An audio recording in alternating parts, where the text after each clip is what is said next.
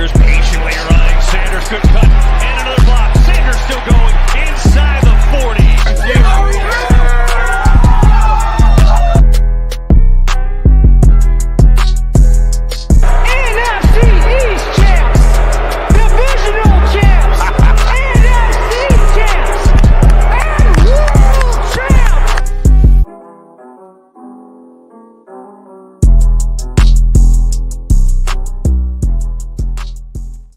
Hello, everybody, and welcome to the Kelly Green Hour, the Super Bowl edition. We are a mere 79-ish hours away from the Philadelphia Eagles and the Kansas City Chiefs kicking off Super Bowl 57 in Glendale, Arizona. I'm your host, LJ Harrell, and as always, I am joined by my co-host, Connor Donald.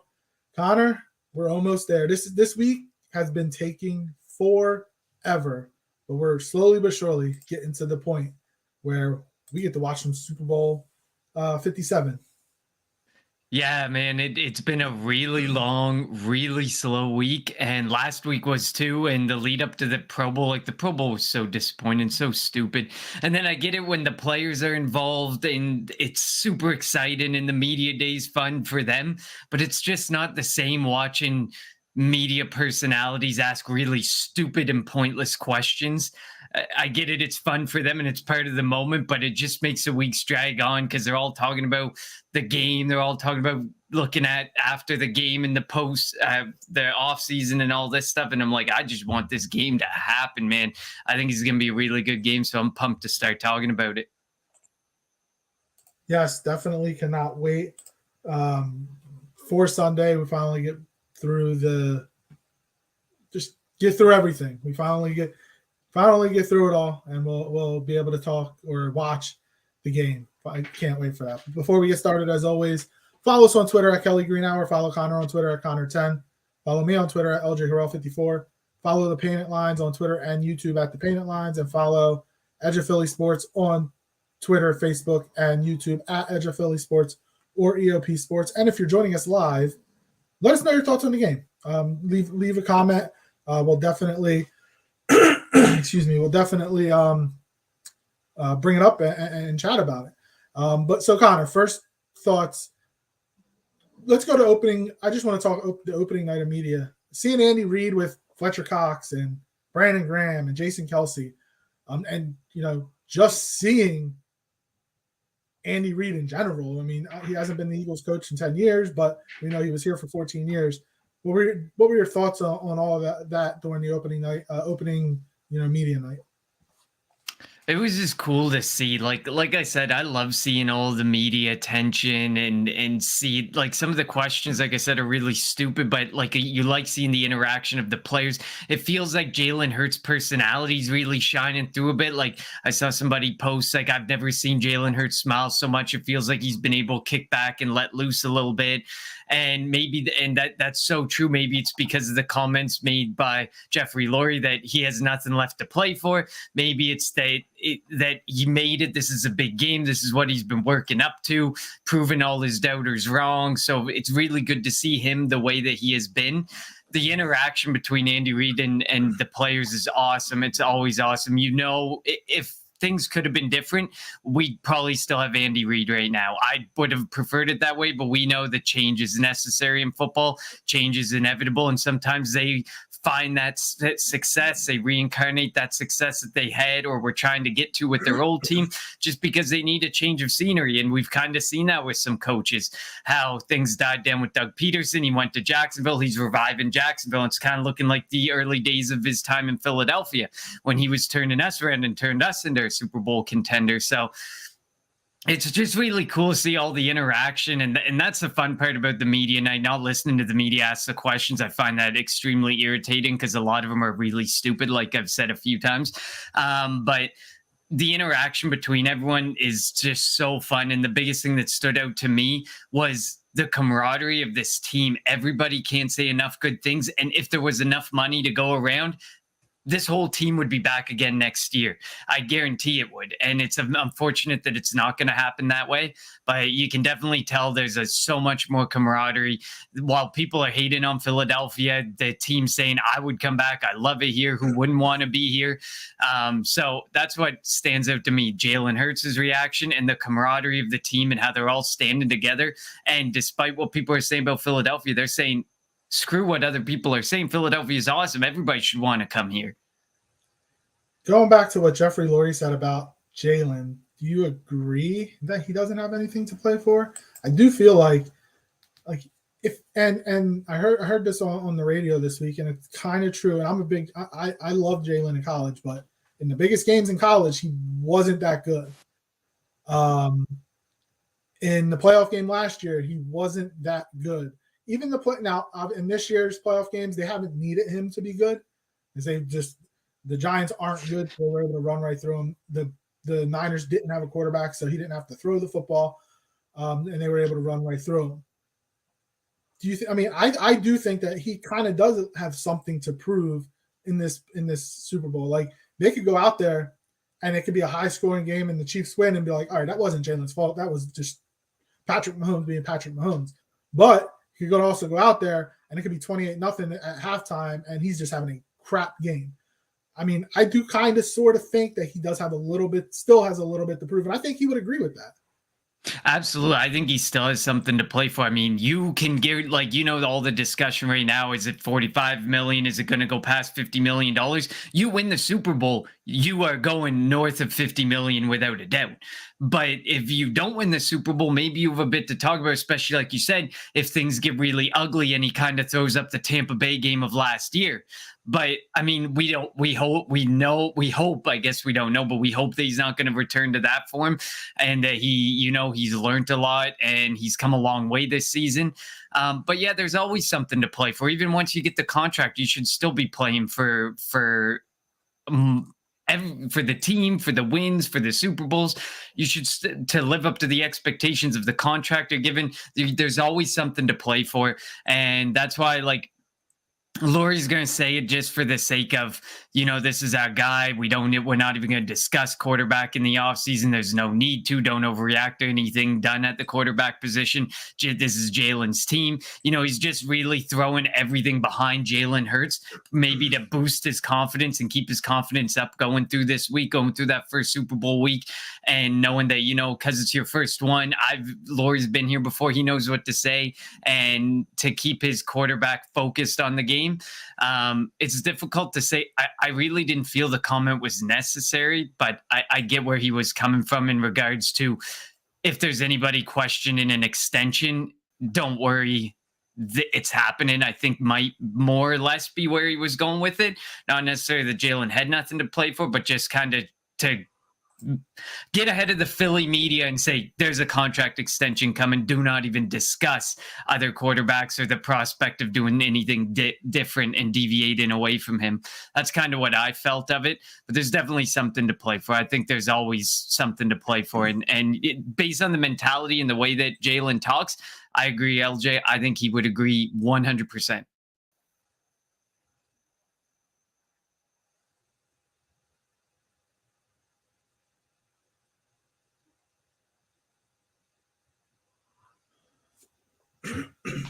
Yeah, so and I also think that the Eagles aren't taking the Carson Wentz route with Jalen. Like, they rolled out the red carpet, they gave him the big money after year 3, 4, whatever it was. So I think they're going to play this smart when it comes to Jalen. All right, let's jump into the game. Obviously, we know that there's a bunch of storylines. We know it's the Andy Reid Bowl, the Kelsey Bowl. Nick Sirianni used to coach, was in Kansas City and was coaching with Reid for like 10 minutes before, he got like a. What do you think the biggest storyline of this game is coming into it? Whether it's, again, Andy Reid, the Kelseys, Patrick Mahomes, Jalen Hurts. What do you think the biggest storyline is? That's difficult. Like you said, there is so many fun storylines. Like, this Kelsey's storyline is great to watch. Like the interviews with the father and the mother on their podcast and so on and so forth, they're playing it up massively. Like they're all over the media. She's getting interviewed. The mom's getting interviewed everywhere too. She was on CNN. She's doing it all. Like they're soaking that all in. Although I think the biggest storyline, in my opinion, doesn't come from one of those, like the first two black quarterbacks going against each other, the Andy Reid Bowl, the Kelsey Bowl. I don't think it has anything to do with that. I think the biggest storyline is what Philadelphia has been able to accomplish. Like even win or lose, this defied the expectations that were kind of there. People were starting to become adjusted to it as the offseason rolled on, and like people were starting to predict that we were going to end up finishing, like you saw people predicting.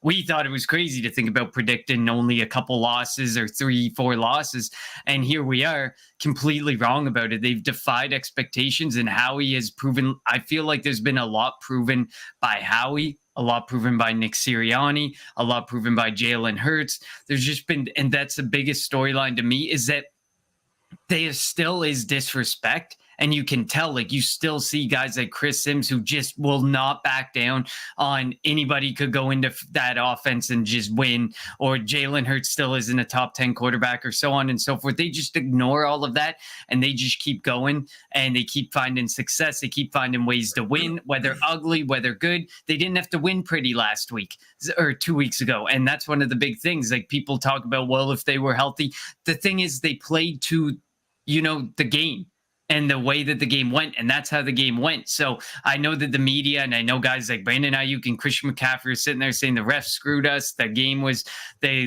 given to Philadelphia and so on and so forth. But we still had to win and play basically against ourselves to make sure that we were able to win, and we didn't take it to heart that, oh, they don't have a quarterback who can throw, because we've seen Philadelphia do that, where they play into a situation and they play down to a situation and they lose those types of games. So I think like that's the biggest storyline to me, is just how far the Eagles have come as a team from a coaching, a player standpoint, quarterback big time with Jalen Hurts standpoint. That's the biggest storyline, and the continued doubters and the continued hate is just more fuel, as we've seen over and over again for Philadelphia. And these teams are so evenly matched. I mean, you think about it, they had the same record, the same amount of points scored, MVP caliber quarterback, number one seeds, and both have a Kelsey. Like it's crazy how closely mirrored they are, and it's expected to be like that. Andy Reid set the standard in Philadelphia, and Howie Roseman and Jeffrey Lurie have continued that post Andy Reid. So it should be a great matchup. And if you think about it, looking at the teams, you could theoretically say that the three best players in this game are Kansas City Chiefs: Patrick Mahomes, Chris Jones, and Travis Kelce. But then after that, a bunch of Eagles: Jalen Hurts, Jason Kelce, Hassan Reddick, Darius Slay, James Bradbury. It's crazy. Lane Johnson. Just you can go on and on and on. But like, usually you kind of have a feel of how a Super Bowl could potentially go, and I have no feel for this game right now. Like, as we're 78-ish, 79-ish hours out. So I'm just, the Chiefs could come out, and they've been there before, and obviously a handful of Eagles players have been there before. But like the quarterback, at the most important position in sports, the quarterback has been there. This is his third time in the Super Bowl. He knows the expectations. While Jalen has played in a national championship game, a couple of them, this is still a totally different monster than that. The Super Bowl is, as soon as the first kickoff, all the light bulbs going off. And as much as he says, we're just trying to, I'm trying to do everything, and the organization is saying we're trying to do everything the same as if it was a regular game. This isn't a regular game. This is the damn Super Bowl. So that's going to be interesting to me. Is how do you got all the ticket requests? Hopefully, all that's out the way. All the media obligations will be out the way. All the family obligations. You obviously want to see your family, but you don't want them to be a distraction as you're approaching the Super Bowl. So I think that's going to be a key. The first couple of minutes of the game, which team handles all the adversity, the longer time before a game, because you have all the festivities leading up to kickoff. Who handles all that better? And I think Kansas City will have the advantage because they've been there. Andy Reid's been there. And the Eagles only have, like I said, a handful, 5, 6, 7, 8 players that have been there. I think that could be a key early on in the game. But then as you kick off, go through the first quarter, second quarter, I think it just becomes a regular football game after that. I agree. I think you got to get comfortable in the situation. Like the spotlight's huge. It's a big game. We talked about this with Brock Purdy a couple weeks ago. Nothing matches as you go forward in each round, nothing matches the mental play on you in those types of situations, because it's huge. You don't even realize until you step onto the field and then it hits you and you're like, holy wow, we're here. It's time. We got to win. Every drive counts. Every point counts. Everything starts to go and it starts to turn once you get on the field. And we've seen Jalen Hurts, man, he's as calm, cool, and collected as almost any quarterback in the NFL. But at the end of the day, inside that these types of moments hit different, and whether he wants to say it or not, or whether he wants to show it or not, we know it's hitting different, and we know it is going to hit different for everybody. Even the 5 Eagles who were back from the 2017 team that won the Super Bowl, even those guys, it's still going to hit different. Every Super Bowl is different. It's huge. And no matter what you say, it is definitely going to play into their minds at the beginning, and things may be a little sloppy at the beginning. But like you said, hopefully they settle into it and it just becomes just another football game. Get through that first drive, maybe that first quarter, and realize this is just another football game. Let's go out and win it. We've won 17, 16 of them this year. Let's go and win one more. What's one more? Yeah.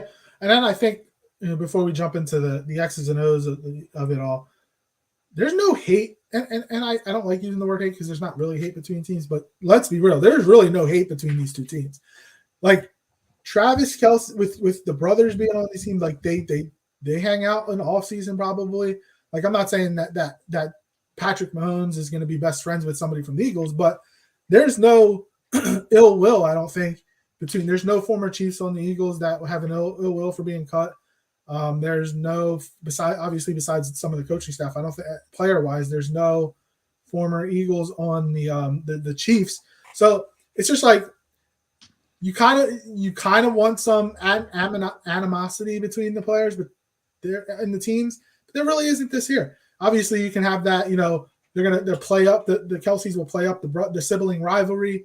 The media is going to bring up, Andy Reid leaving or being fired from Philly and try to bring up some animosity. But as Joe says, there's definitely a mutual respect between these two organizations. They are built the same. Andy Reid, Spagnuolo, Greg Lewis, Bieniemy, even the trainer, Rick Burkholder, all those guys came from Philly. Matt Nagy, who's the QB coach, came from Philly. And then when you look at the Eagles, Nick Sirianni came from the Chiefs. And you see Jason Kelce has gone to the Super Bowl to watch Travis play. I'm pretty sure Travis went to the Super Bowl 52 to watch the Eagles play.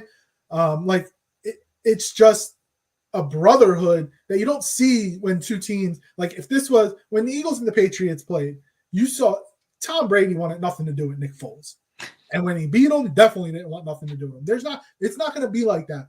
If the Chiefs win, Jalen Hurts is going to go up and congratulate Patrick Mahomes. If the Eagles win, Patrick Mahomes is going to go up and congratulate Jalen Hurts.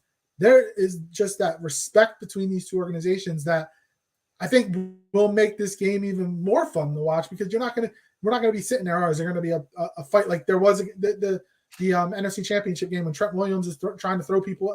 There's not going to be that in this game. No, there probably isn't. And, like you say, you want to see some animosity, because if there's a little bit there, that can make all the difference. I still think that these two are premier. Obviously, they made the Super Bowl. These two teams are premier NFL teams that no matter what, whether there was animosity or not, they're going to step on that football field and it's going to be a good game. It's going to be a competitive game. And there doesn't even have to be animosity or anything there between them, because they are the best of the best. They know they are. You got a top 3 offense versus a top 3 offense. The only weird spot is the Chiefs defense ranks in the middle of the pack of everything, and our defense ranks in the top third of the, or top 3 of the league in that category too. So like it's pretty much the best of the best going one-on-one. Maybe if you swapped a couple Kansas City Chiefs players and got defensive players and got a couple better guys in there, then we'd be talking about top 5 defenses as well. But at the end of the day, I don't think you need that animosity or anything. Nope, not at all. All right, so let's jump into the X's and O's of it all. We'll start with the Chiefs defense, or excuse me, the Chiefs offense, and obviously it starts with Patrick Mahomes, probably going to win the MVP tonight. And their running game with Jersey's own and a rookie from Rutgers, Isaiah Pacheco. Jerick McKinnon has been really big out the backfield for them, and Clyde Edwards-Helaire is going to be playing in this game. So while the Chiefs do not run the football a lot, because it's Andy Reid, obviously, and Andy Reid is more prone to throwing the football. It wouldn't shock me if they try to surprise the Eagles here and there. Maybe, some screens, obviously, some draws, and try to get the running game, because Hassan Reddick has been a beast. And if Orlando Brown or Andrew Wiley aren't able to stop Hassan Reddick, it could be a long day for that Chiefs offense. Yeah, absolutely. You hit it on the head there. The Chiefs, that they're not going to run a whole lot, but you saw Isaiah Pacheco. I think he had 7 receptions last week. They used him in a unique way. He's a good runner. If he can find a little bit of a hole and start going, he's a violent runner. His run style's weird. Whenever he runs, it's weird. I'm always sitting there. I'm like, man, I can't pinpoint it, but he's a weird runner, but he's a violent runner. He's an aggressive runner, and you don't want many holes to open up. And when he's coming at you, you want to make sure you can make those tackles as well. Obviously, so Juju's going to be a go. It looks like Kadarius Toney apparently is running all over the place, so that he's going to be a go. They're only going to be missing Mecole Hardman, which is a decent player to miss. If you don't have Kadarius Toney and you don't have Mecole Hardman, that takes away that fancy coming out of the backfield type of trickery that some teams use. Those were the 2 main guys that would get those hands off in the backfield on the trick plays and bust out for 10, 15, 20 yards on a run. Those were those 2 guys. So if there's anything wrong with Kadarius Toney, or he's not 100%, that could limit what they can do with the playbook from that perspective.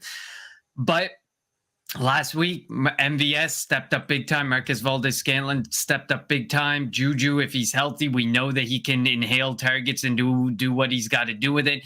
And then, of course, we know Travis Kelce. He's coming off a couple weeks ago was 17 targets or whatever. He just takes all the targets, and we know that our linebackers won't be able to cover that. We know that at the end of the day, there's going to need to be a lot of help there. It's probably going to be a mix of Vontae Maddox is a bit undersized. You're probably going to have some help from Gardner Johnson over top to cover that. It's going to be interesting to see what they do with Travis Kelce, because it feels like you could put 2 or 3 guys on him and he's still going to make the catch. He's an X factor big time in this game, and he's going to be an X factor because I would argue we haven't played a tight end or an X-factor tight end like this. We've talked about tight ends being a factor in games because our coverage from a linebacker perspective isn't great, but this is a completely different tight end and a completely different beast, especially since we didn't really get to see George Kittle last week because they couldn't pass football. You definitely got it right there. Their offensive line is good, but not great. It shows flashes of being able to be something, but at times it can be hit or miss. And going up against our defensive line, that's going to be a completely different challenge because you got a team that is smashing records for sack records. Whether it be sack records for individual players, how many individual players have double-digit sacks, whether it be sacks altogether. I know that some people, like we said a couple weeks ago, are going to try and discount the sack record.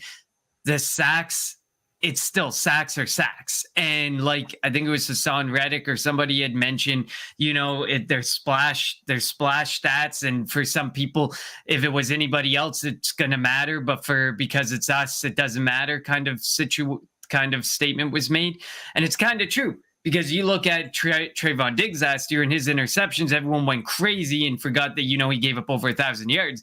And then you look at the defensive player of the years or the ones who are up for defensive player of the year, and you compare them to Hassan Reddick, they don't even have the splash stats.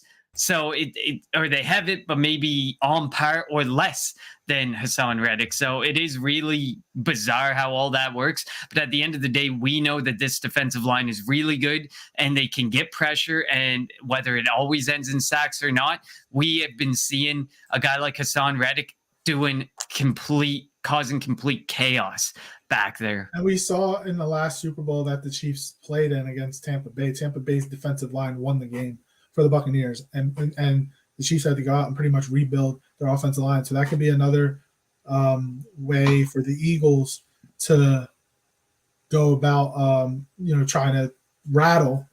You can't stop them. We can only hope to contain them. Patrick Mahomes. I'm speaking on the Eagles defense. I think having Avonte Maddox back is going to be key in terms of trying to contain Travis Kelce, because you maybe use a Chauncey Gardner-Johnson, along with, if you wanted to double team him, maybe because Kaiser White or something like that. Now, while we like Gardner-Johnson back at safety, now he can play all over the place. He can cover the slot. He can cover the tight end. So I think if Avonte Maddox can be healthy the entire game, that'll be key. And I also think my biggest worry for the Eagles defense, and he has been good, but again, it was against teams that don't have good quarterbacks, Jonathan Gannon. Because we saw last year when he went up against a real legit quarterback, the last time they played the Chiefs, Patrick Mahomes had 80% completion percentage and 5 touchdowns. So that's my worry. Will we get the passive Gannon? Will we get the sit back and shell Gannon and allow Mahomes to dink and dunk his way down the field to an 80% completion percentage? If we don't get the Gannon, that's going to allow the receivers or the corners, Slay and Bradbury, to play up, get a little physical, and I'm not asking him to blitz, but come up with creative ways to get after Mahomes. Mahomes will tear the defense apart. I don't care how good the defense has been playing, but if Gannon doesn't get creative, it could be a long day for this Eagles defense. Yeah, I completely agree. On the Avonte Maddox front, I know he only played, 21 snaps last 2 weeks ago against San Francisco. I do think that was in large part to, it was his first game back, and the fact that they weren't going to be able to throw. They were able to be more flexible and, get him off the field a little bit more. Hopefully Maddox will be able to be out there for, 70, 80% of snaps so that you can use Chauncey Gardner-Johnson in more creative ways and in different ways, because you're going to need him up against the receivers may not be A-list receivers, but at the end of the day, it's Patrick Mahomes who turns them into the A-list receivers and the A-list weapons that they are, except for Travis Kelce, who Mahomes just takes him from A-list to like A++ list. But having those guys, having Mahomes throwing you the football, he can get the football to you. You just got to make the catch. We have seen drops be a major enemy to guys like Marquez Valdes-Scantling, Juju, Mecole Hardman, Kadarius Toney. There's been some bad drops throughout the playoffs for them in games for the Chiefs. So maybe we get some help in that regard as well. But having Maddox be out there the maximum amount of time and use Gardner-Johnson in more unique ways and all over the field would be huge. So hopefully we did see the first practices that Maddox was in a boot. The Eagles did say that it was all precautionary and whatever, and probably just to help, get weight off, get anything they can off of Maddox so that he's able to get himself closer and closer to 100%. For this game. So I believe that it was probably just precautionary, not something we have to worry about, because we really don't want to see a guy like Josiah Scott out there in the Super Bowl, because he was getting eaten alive by not very good teams, not very good quarterbacks. He will get left to die against this offense, and we don't want him to have to be out there. Even at 70 and 80%, Avonte Maddox is better than 100% Josiah Scott. So I'll take it any way that we can. And I agree with you on Jonathan Gannon completely. we've never seen him in this big of a game, in this big of a moment. It always has felt like, he could be passive because he knows, oh, next week. I don't necessarily need this one, or he's able to test being a bit more passive out. But now he's never been in this moment. He needs to know. We know he's not going to be aggressive in regards to the blitz. He's no Spagnuolo. Spagnuolo is going to bring the blitz. He's going to bring the pressure. He's going to make things tough for Jalen Hurts. That's not the way Jonathan Gannon makes things tough. He's more creative in the secondary. He tries to work on situations where he can get his guys more aggressive one-on-one. So it'll be interesting to see, like you said, what Gannon does, because this is a very different moment than when we've usually seen him as passive. But we always have to live and die on the fact that he always does it against really good quarterbacks, is when he gets passive and everyone's playing 10 yards off, protecting the sticks. And next thing you know, you're backed up to the end zone and you can't give up any more yards. So you have to actually start to be aggressive. Hopefully we don't see that, but this is a big moment, and we know that you can't be passive for too long, and you have to make your adjustments before halftime. You're going to have to adjust as things are happening. Yeah, I mean, the big battle of Andy Reid versus Jonathan Gannon. I mean, I think Reid definitely has the advantage there. So we'll see. And, with the receivers that Kansas City has, and you mentioned it, like, they're not A-level receivers, but Mahomes is what makes them that good. Like we have to allow Bradbury and Slay to man up on them and try to take them out the game so that you can have more bodies. I mean, I'm not expecting Mahomes to be running, like, obviously 2 weeks out, and he was able to do it in the AFC Championship game. So he's going to have more time, and he's going to be a little bit healthier. I mean, it's a high ankle sprain, so it's not something that he can come back from, after a week.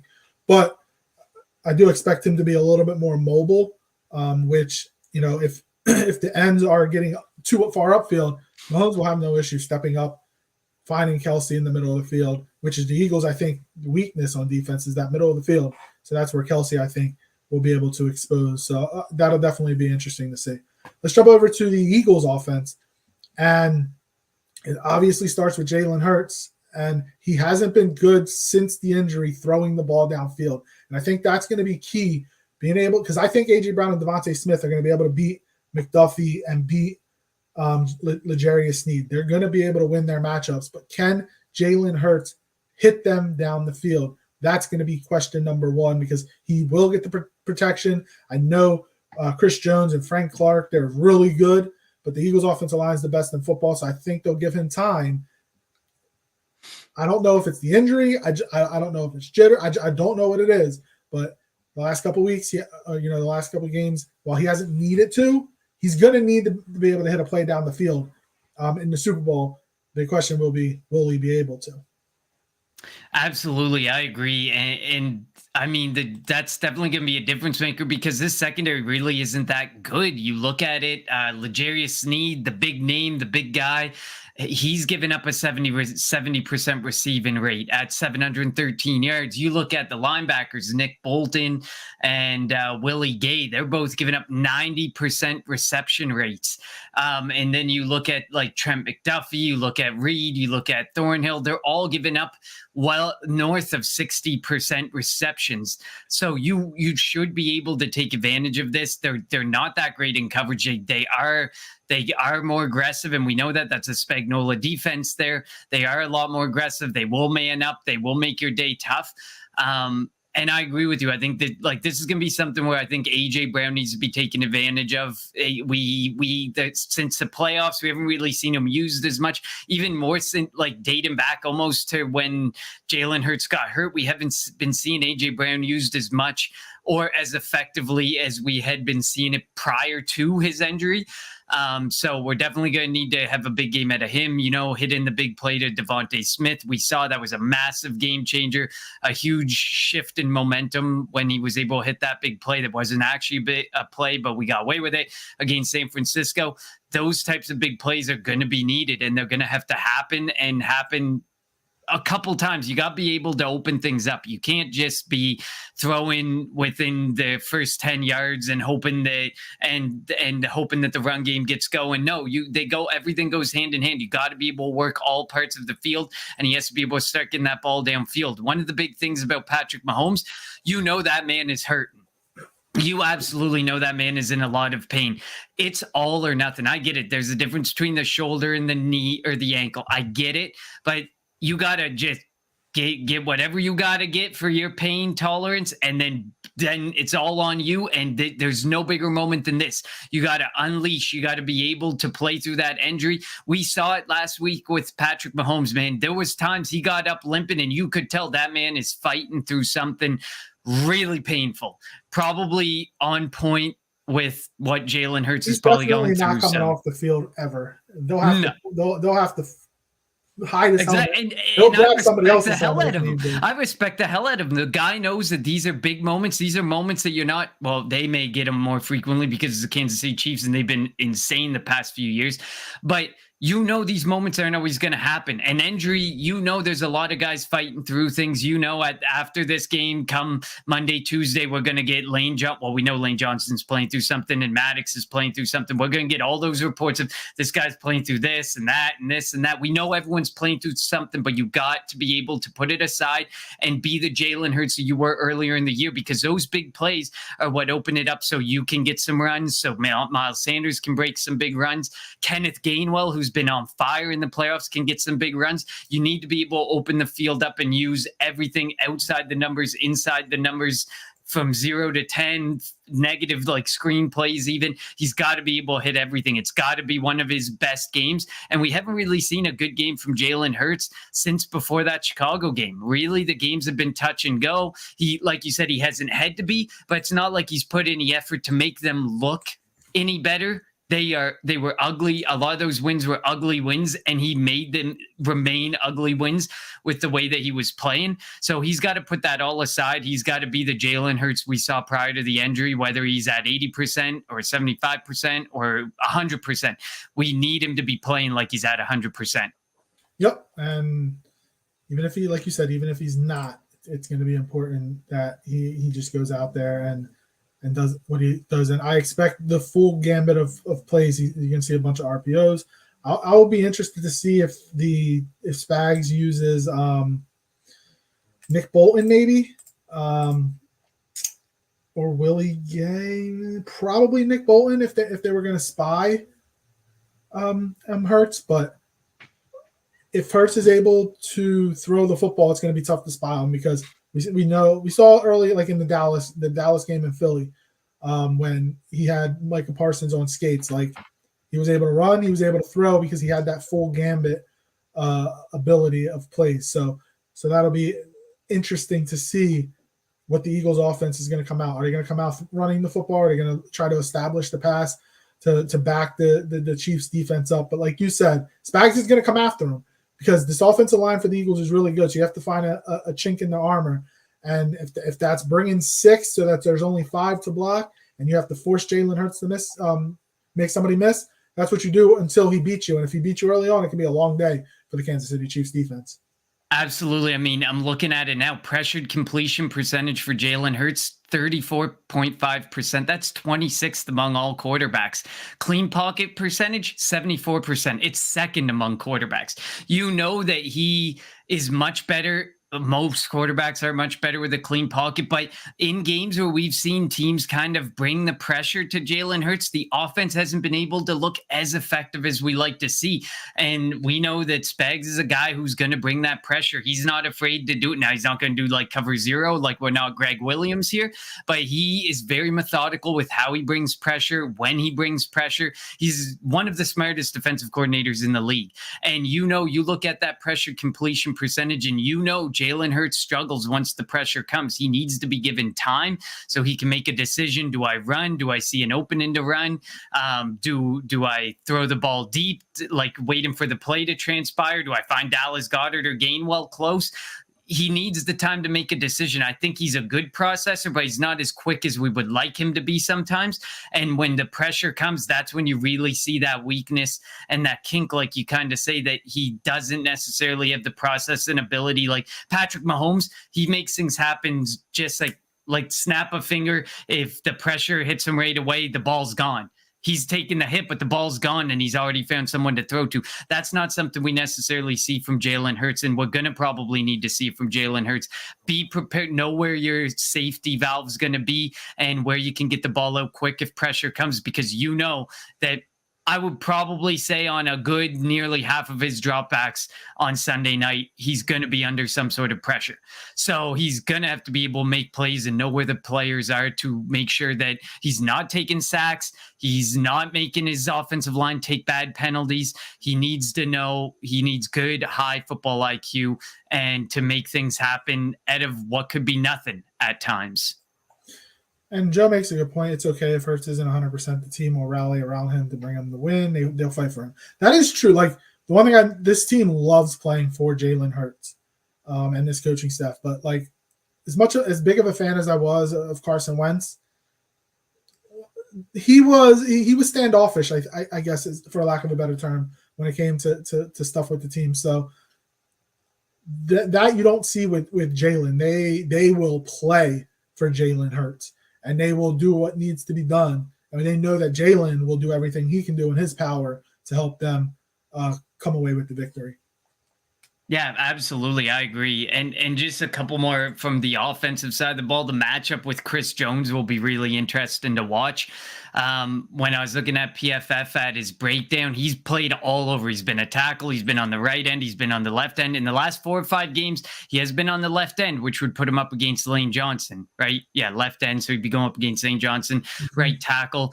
But you know that he can play all over that defensive line. And you know, Spagnuolo, like I said, he's smart. He's going to get creative. Jones will play at different areas, and he'll be responsible for eating up bodies so that the pressure can get after Jalen Hurts. And we know that. Chris Jones, 93 total pressures on the year, 17 sacks. It's nothing to scoff at. And that's regular and postseason. He's had an incredible season. He's like an ageless wonder. So we know that he's going to do some big things. He's one of the only guys you really, really have to worry about. Frank Clark, he's had 53 pressures and 9 sacks.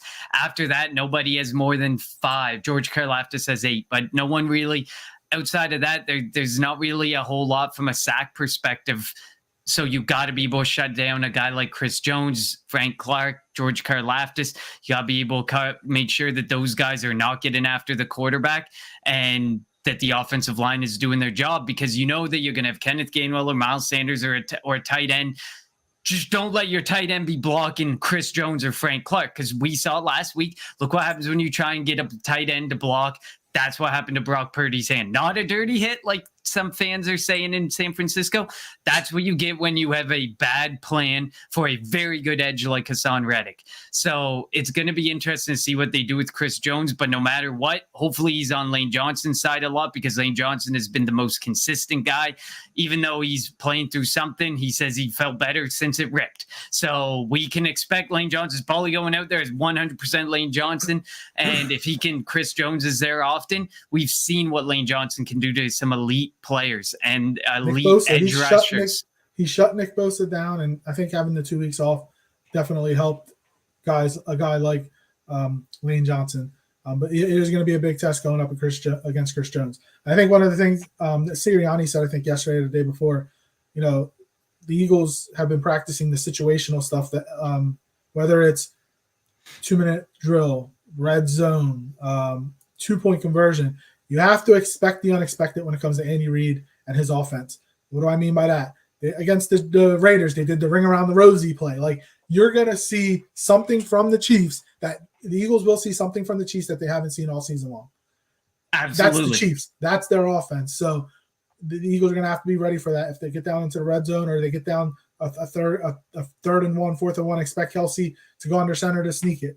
Obviously, especially you don't want Mahomes doing that if he's got to try to push off of his foot, his ankle, So the Eagles just have to be prepared for anything and everything. And I think if there's going to be a team in the game that's going to do something crazy, a flea flicker, a double reverse pass, something like that, it will be the Chiefs. So the Eagles have to be prepared, stay in there, stay with their assignments and not get beat by something crazy.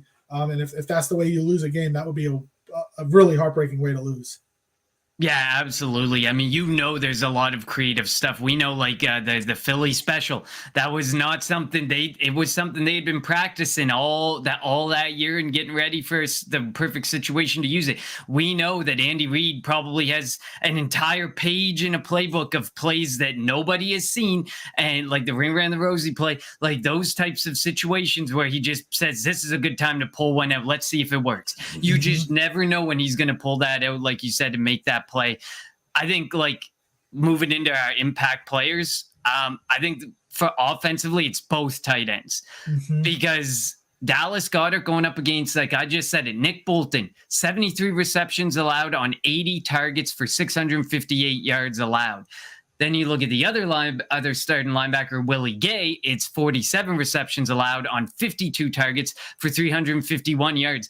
These linebackers cannot cover to save their lives. I think this is going to be a really big game for Dallas Goedert. We could probably point to a big game for A.J. Brown. If A.J. Brown can work the middle of the field properly and get the right matchups, you just never know. If you end up one-on-one with one of those linebackers, Jalen Hurts better see that. Jalen Hurts better throw that, because that's your best matchup that you're going to get is up against these linebackers.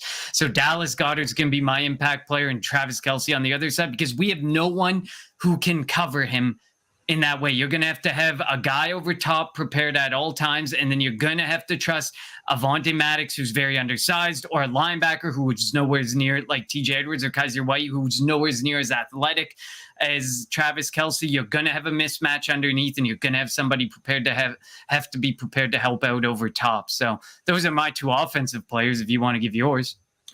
For the Chiefs offensively, I'm going to go Isaiah Pacheco. Now, I know that the Chiefs don't really run the football a lot. That's more of an Andy Reid thing. But he can, when he runs hard. For a rookie, man, he goes out there and he lowers his pads. And he can still catch the football out the backfield. So, I mean, him lined up against, TJ Edwards or Kaiser White could be a mismatch in the Chiefs' favor. For the Eagles, I'm going to go with the receivers, Devontae and AJ. They have to win their battles. You mentioned it earlier that the secondary for the Chiefs it might be their weakness. Win those matchups and give your quarterback a chance. Give Jalen Hurts a chance to hit you down the field. If they win their matchups, then it's up to the quarterback. It's up to Hurts to be able to hit them down the field. If you can't hit them down the field, that's on him. You can't blame the receivers. So I'm going to go with the receivers for the Eagles, Devontae and A.J. Brown, and I'm going to go Isaiah Pacheco for the Kansas City Chiefs. Who do you got on the defensive side of the football? On the defensive side of the ball, I want to go Chris Jones, but I'm going to go Frank Clark. Frank Clark's that guy who in these big moments is a guy that you look back on, and he had a big play. He had a game-changing play. So I'm going with Frank Clark. This defensive line isn't bad. It's not amazing by any stretch, but George Karlaftis has been consistent. Frank Clark's been consistent, and Chris Jones is the epitome of a consistent and very versatile defensive lineman. So I'm going with Frank Clark because he's that type of guy who, in these big moments, he steps up. He would be like the Brandon Graham against the Patriots. Get that strip sack type of play. Like that is the type of impact player I think Frank Clark can be. And Chris Jones just feels like the easy way out to pick, because that he needs to be the focus of that offensive line, and they always have to know and be accounting for Chris Jones. But that also could open things up for Frank Clark, so you got to be careful on that front. Defensively, I trust the front four to do what they got to do, so I really don't want to name somebody on the front four because they've been the impact defensive players all year for us. So I am going to go with Chauncey Gardner-Johnson. There's no better time, no bigger time to sit there and say, Howie, get ready to put your money where your mouth is, because I am going to perform. This feels like one of those moments. He's got the energy. He's got the feel, the flair. This feels like a time where he can step up, make a big play. He's going to be called upon to deal with a guy like Kelce. He's going to probably be called upon to deal with the running back, Kadarius Toney from time to time, Juju, and Marquez Valdes-Scantling, he could be called upon to deal with some of those guys at times. You never know. His assignment's going to be all over the field, but he's going to I feel like he's got to step up. He's going to have to make a big play or two, and I feel like this is the moment. It's as good and as big as it gets for Chauncey Gardner-Johnson, and he loves it. You can tell he loves this moment. He'll love the moment and the opportunity to step up and make a big play, and I think he's going to be that impact player to watch defensively. So for the Chiefs, I'm going to go Nick Bolton, and I'm going Nick Bolton because I think if there's going to be a spy for Hurts, it'll be him. And the Eagles are really testing my theory of you can't win a Super Bowl by running the football. And that's what they're doing right now. They've been obviously circumstances, they didn't really need to throw the football their 2 playoff games leading into the Super Bowl. But I know that it wouldn't shock me. The Eagles are going to come out wanting to run the ball to set up the pass. And the Eagles' running game is obviously predicated by the RPO and Hurts being able to make the right decision when either handing it to Miles or keeping it. And I think Nick Bolton is going to be the guy. I could be wrong, but it could be Bolton might be the guy that's going to spy him and try to keep him contained. I thought Fred Warner would have been that guy 2 weeks ago in the NFC Championship game, but the Eagles were able to run the ball with their running backs down the throat of the Niners. And if the Eagles are able to do that and keep Patrick Mahomes off the field, then they have a shot. And an additional note on them, like Bolton and Gay hit hard. So if they are if one of them is responsible for spying Hurts better get his ass down and slide, because they hit and they hit hard. They remind me of Blankenship and Epps, but with 25, 30 extra pounds on them. They can hit really hard. And I do not want to see Jalen Hurts taking big hits at any point in this game, especially if he's not 100%. He needs to make sure he gets down, he gets to the yardage that he needs, gets out of bounds. Just don't put yourself at risk, because they will hit, and they will hit hard. And you took my Eagles defensive player. I was going to go Chauncey Gardner-Johnson as well, just because he's going to play all over the field. And, whether it's primarily on Kelsey, whether it's Pacheco, whether it's Valdes-Scantling, Smith-Schuster, Tony, it doesn't matter. He is going to be the guy that's going to go all over the field and try to contain these weapons. And if they're able to, that could help the front 4 get to Patrick Mahomes. And again, you're not going to be able to stop Mahomes. Mahomes is going to throw for 300 yards. Let's be honest. He's going to get his stats. You just have to be able to slow him down, and that's where I think the Eagles' offense, running the football, and having long sustained drives, is what's going to help the Eagles potentially come away with a Super Bowl victory. And to me, okay, if he gets 300 yards, but he's under pressure 30, 40%, 50% of the time, if you're making him make those magical throws and he's making them, that's just Patrick Mahomes doing Patrick Mahomes things. I'm okay. If it's a hard-working 300 yards, good. If it's a Jonathan Gannon passive 300 yards, I'll be pissed. But if it is a hard-working 300 yards, you make him make magic, and you have him under pressure and keeping him contained, I'm okay with that, because you're doing the best that you can. It is Patrick Mahomes. It is an Andy Reid offense. We have to expect. And in the Super Bowl, we don't want the LA Rams and New England Patriots game where they scored 20 points or less between the two of them. We want we love those high scoring games, that 41-33. We want offensive games, but we also want our defense to be able to step up when it matters the most and make those big stops when it's going to matter the most. Yep. Now it's prediction time. It's going to be a tough game. It's going to be a close game. I think all the talk on sports radio, a lot of talk on sports radio from some of the callers calling in to, WIP saying, the Eagles are going to blow them out. They're not blowing out the Chiefs. It's not going to happen. What do you think the score will be? And are we going to be celebrating our second trophy in 5 years? I'm going with we're not going to be. And this is because I do believe, A, Patrick Mahomes, B, I'm usually wrong when I pick that we're going to lose. So I'm praying, I'm holding out hope that I'm wrong on this prediction. I think it's going to be a really good game. Obviously, the X factor, the game changer is always Patrick Mahomes and what he can do, because you think you have him down and he makes these magical throws, these great passes. That's just not something you can game plan for because you can't stop that. So I'm going to go with the Kansas City Chiefs over the Philadelphia Eagles. I don't think this game will be a blowout. I don't think it'll be more than a touchdown game. I'm going to go with 34-31 for the Kansas City Chiefs. Wow. I'm going 31-27 Eagles to win their second Super Bowl in 5 years. And the defense will make us wrong. I hope I'm wrong. The defense. See, so I have 31-27, you have 34-31. The Chiefs are going to be going down the field to potentially get to that 34 point, and the Eagles are going to make a play to come away with the victory. I'm not saying Brandon Graham strip sack type of play, but it's going to be a play, whether it's a Slay pick or a fourth down stop. The Eagles are going to make a play on defense to win the game, and on Sunday night we will be celebrating in the streets of Philadelphia. Joe says the Eagles can blow out Chiefs if they have an outstanding defensive performance. The reason me and L are so hesitant on the outstanding defensive performance has nothing to do with the players and everything to do with Jonathan Gannon. I agree. If they can stand their ground and give us an A+ defensive performance like we've seen the past, 3 or 4 games have been really good defensive games. Against no quarterbacks. Against no quarterback. So agreed. But like, if you can step up and somehow make Patrick Mahomes look like a bad quarterback, that would be amazing. But our stress is not with the players. Our stress is with the coordinator. He says, I predict 41-24. That's huge, man. People really are standing behind. Listen, the Eagles have played, in my eyes, they have played to warrant discussion that they could blow a team out. I just don't think in the Super Bowl, in the biggest game of the season, against you argue it 1, 2, 3, wherever you want to put them, arguably the number 1 team in the league.